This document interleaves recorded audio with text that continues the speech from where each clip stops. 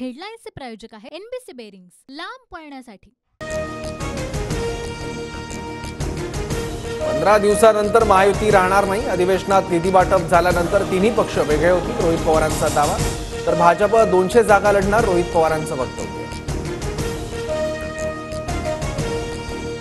मुख्यमंत्री पदासाठी जयंत पाटील, अनिल देशमुख यांच्यासारखे अनुभवी नेते आमच्या पक्षात आहेत, आमदार रोहित पवारांचं वक्तव्य।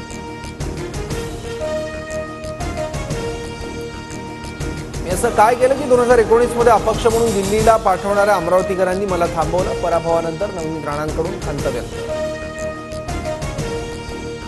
मनसे विधानसभेच्या 200 ते 250 जागा लढवणार, मी कुणाकडे जागा मागायला जाणार नाही। पदाधिकाऱ्यांच्या बैठकीत राज ठाकरेंकडून स्पष्ट।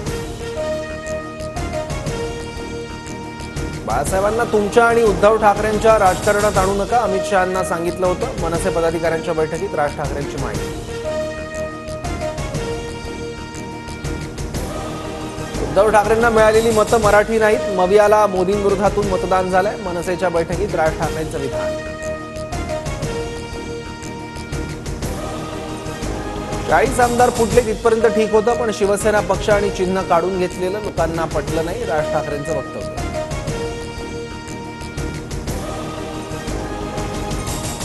40 आमदार पक्ष सोडून गेले नाही, तर पक्ष वाचवण्यासाठी गेले। राज ठाकरेंच्या वक्तव्यानंतर संजय शिरसाट यांचं प्रत्युत्तर। मनसेच्या पक्षांतर्गत निवडणुकीत एकमताने राज ठाकरेंची अध्यक्षपदी निवड। 2028 पर्यंत राज ठाकरे मनसेचे अध्यक्ष राहणार।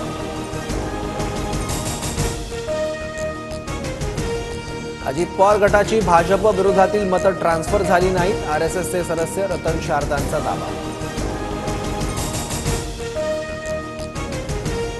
अजितदारांना सोबत घेऊन भाजपचं कोणतेही नुकसान झालं नाही, उलट 2019च्या तुलनेत भाजपची मतं वाढली। भाजपच्या चंद्रशेखर बावनकुळेंची प्रतिक्रिया।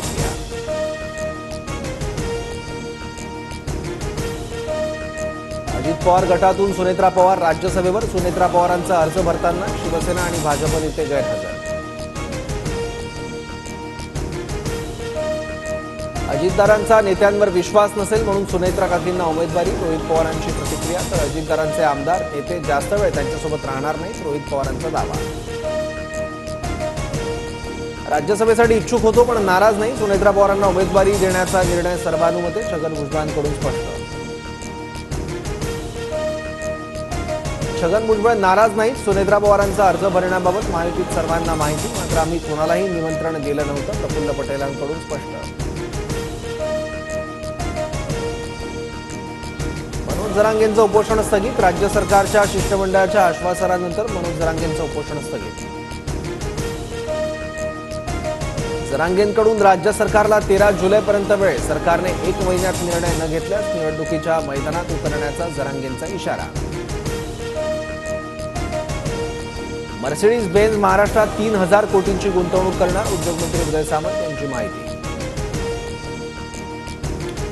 धारावीकरांना कुर्ल्यात स्थलांतरित करण्याच्या सरकारच्या निर्णयाला मंगेश कुडाळकर यांचा विरोध, मंगेश कुडाळकर शिंदे गटाचे आमदार।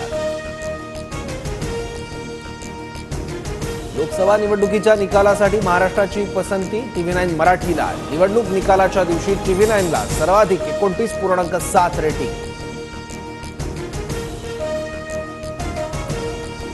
नीट परीक्षेत ग्रेस मार्क मिळालेल्या 1563 विद्यार्थ्यांची 23 जूनला पुन्हा परीक्षा, 30 जूनपर्यंत निकाल लागणार।